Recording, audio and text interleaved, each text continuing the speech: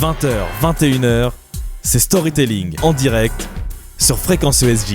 Il fait chaud en ce moment, un plaisir pour ceux qui adorent cette saison, mais une horreur pour ceux qui sont très bizarres et qui aiment l'hiver. Alors, pour leur faire plaisir, Axel Rebaud, vous nous emmenez en décembre 2012, quand José Salvador Alvarenga prend la mer pour aller pêcher le requin au large du Mexique. Bon, déjà ça part mal, on va pas se mentir, hein, mais il est aujourd'hui surnommé le naufragé du Pacifique, et pour cause, bloqué sur son radeau, il ne remettra les pieds sur la terre ferme que 14 mois plus tard, Axel. Et ça s'annonçait plutôt, pardon.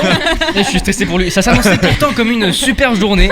José Salvador Alvarenga est né au Salvador. Il a son nom du pays dans le nom en fait. D'accord. Mais en fait il bosse au Mexique, donc depuis des années en tant que pêcheur. Il connaît bien le métier, il connaît bien la région. Donc c'est confiant qu'il prend le large avec son collègue le 24 décembre 2012.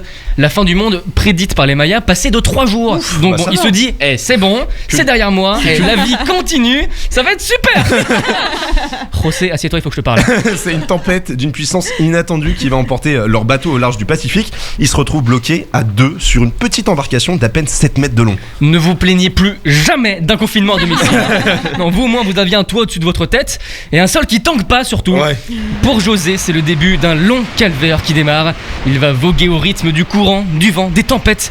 Il ne se nourrit que de ce qu'il trouve à portée de main, c'est-à-dire du poisson, des oiseaux qui se posent sur son embarcation, mauvaise idée, et des tortues.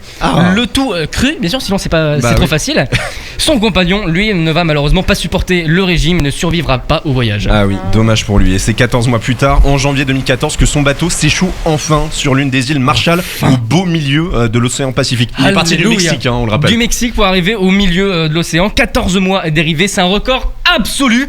Heureusement, ce bateau s'est échoué sur une île habitée où il a pu être secouru. Ah, t'imagines, sinon non, là vraiment il aurait eu un karma horrible, je pense.